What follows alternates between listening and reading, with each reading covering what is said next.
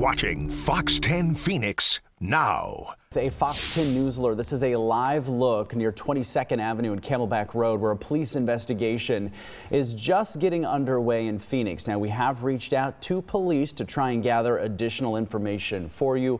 But as our photojournalist that is on scene this morning zooms in, you can see a large group of police kind of gathered by one of these homes there, it appears. So we are still working to get additional information. As soon as we do, we will pass that on to you.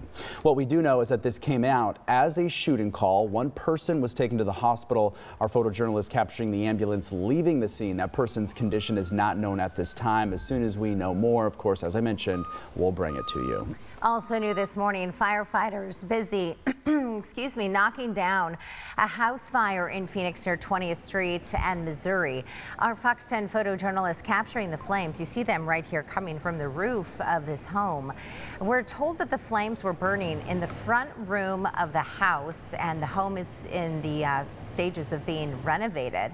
It appeared that the remodel was nearly done. No one was home at the time. It is not clear what sparked the flames.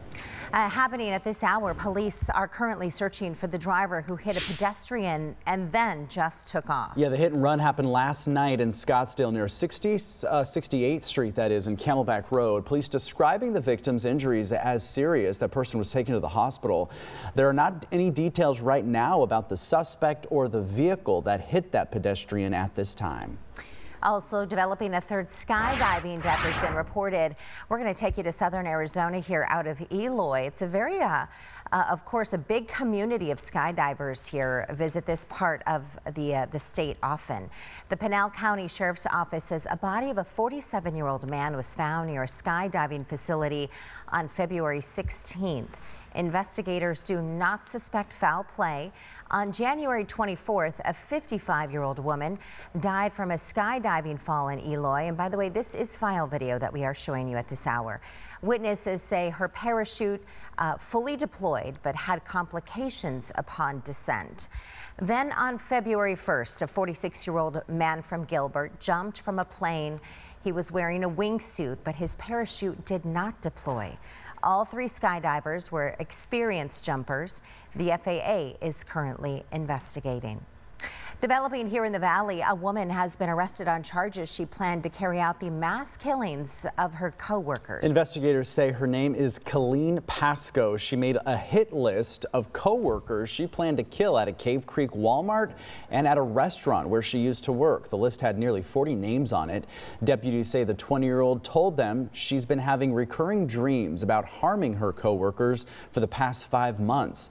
She is now facing several charges, including terrorism. Well, happening here in Maricopa County, a battle is currently brewing between elected officials over who controls the elections. So let's get out to Danielle Miller. She is live with how the county recorder and the Board of Supervisors are in disagreement about this. Good morning, Danielle. Yeah, good morning. They definitely are. So the newly elected county recorder, he claims that his authority was stripped by the Board of Supervisors. All of this just weeks within when he was sworn in there. So the Board of Supervisors is now claiming that that is inaccurate. So Justin Heap says a shared services agreement signed by his predecessor, Stephen Richer, at the end of his time in office takes away a majority of the recorder's election responsibility, moving them to the board. The SSA had a split the election duties between the board and the recorder. That agreement is now terminated, so it's not clear if elections in Maricopa County can move forward without a new SSA in place. He claims the board wants to make radical changes that stand in the way of his campaign promises, but board members, they tell Fox 10 it wants to relocate roles and responsibilities to be more efficient. What this new agreement transfers most of my election duties, but leaves some of them, which will require us to transfer ballots back and forth between the board multiple times in the process.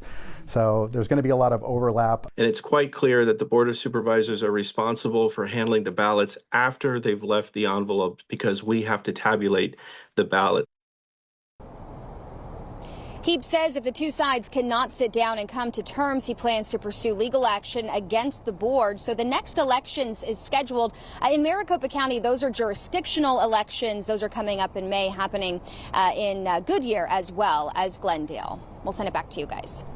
All right, Danielle, thank you. Well, happening later today, families and school staff have another chance to learn about possible closures within the Phoenix Elementary School District. So tonight's meeting will be at 5:15 p.m. at Dunbar Elementary. This is right in the heart of downtown Phoenix, 7th Avenue and Grant. One plan the district is considering is to close that school along with Hurd Elementary. Another would be to cut several district programs.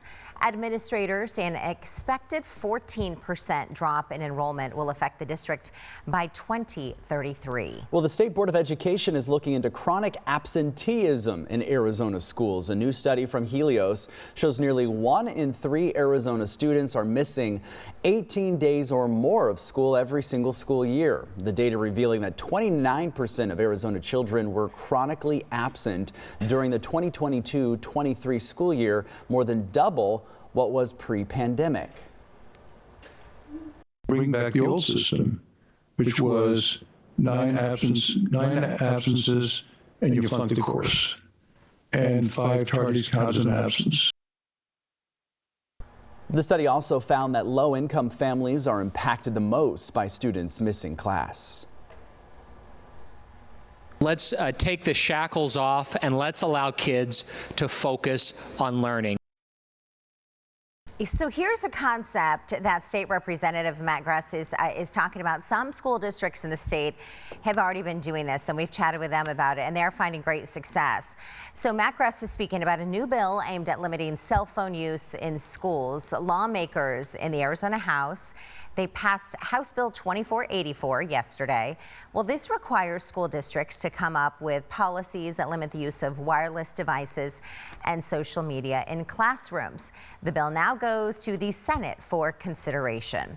Developing this morning, we're going to take you overseas here. The Vatican is now sharing some new information about the health of Pope Francis. Yeah, the 88-year-old leader of the Catholic Church remains hospitalized in serious condition.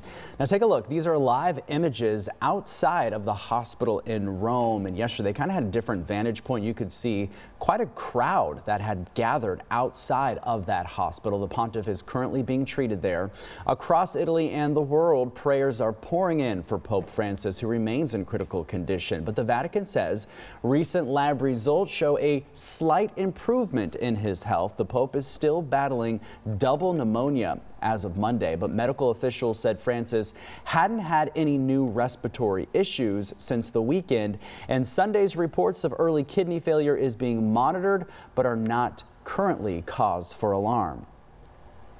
The fact that he's awake and alert and interacting and sleeping through the night, all of those extremely good signs. Well, large crowds have gathered in St. Peter's Square for a Monday night vigil led by the second highest ranking official in the Vatican. Pope Francis was brought to the hospital on February 14th, 11 days later. This is now the longest time he has spent in the hospital as Pope. In court this morning, a Tempe mom is convicted of murdering her 2 children with a meat cleaver. Yeah, it is one of those horrible headlines that we have an update to this morning. The mother, Eloy, was found guilty on all 5 counts against her, including first-degree murder and child abuse. She killed her 7-year-old son and her 9-year-old daughter in their apartment back in 2021. At the time of the murders, the children's father told police he and his wife had been arguing about finances, and she wanted to return to Japan. Well, he left the apartment after she threatened to stab him. She will be sentenced later today. At the Capitol, the Arizona State House unanimously passes a bill to end sentencing disparities between crack cocaine and powder cocaine in the legal code. Now, for decades, suspects caught with crack faced much harsher sentences, but supporters of the bill say the 2 drugs are nearly identical and the courts should treat them the same way. The bill now goes to the state Senate. Developing this morning, thieves reportedly stealing millions of dollars worth of goods in the desert of Arizona and California. Law enforcement reporting at least 10 train heists of all things have taken place since last March. 9 targeting trains carrying Nike shoes, which, as you know, those sneakerheads, they'll pay whatever they can for a lot of those high-end shoes. The most recent taking place in the high country back in January. The suspects reportedly cut a freight train's air brake and got away with more than 1,900 pair of shoes. More than $2 billion in theft have taken place over the past year. Also developing, a woman is asking for the community to help find her trailer. Yeah, the vintage 1966 Aloha coffee trailer was meant to launch her own mobile coffee business. It was last seen parked outside of her house. Her name is Jade Greer. This was at her house at 83rd Avenue and Lower Buckeye Road, but she says sometime over the weekend, a thief hitched that trailer to their own car and drove off. The 23-year-old says she bought the trailer with help from her parents and money she saved from multiple jobs, and now it's gone. Like really exciting too, because you never think it's gonna like happen or you're gonna get to that point where you're finished, and then to like walk out and it to like be gone is like really hard. A lot of people have to work hard for the things that they have. Stealing from other people does not help you. It's just bad karma. So Greer is reaching out to neighbors who have cameras on their house, but this is a picture of the trailer, so if you see it anywhere around, you are asked to call police. And if you'd like to donate, we have a link posted on our website, fox10phoenix.com. Across Arizona, budget cuts made by DOJ to the National Park Service could be having some impacts here on Arizona parks. Saguaro National Park says its visitor center will now be closed each Monday in response to the cuts. Visitors who came to the park yesterday were in fact pretty upset by the news.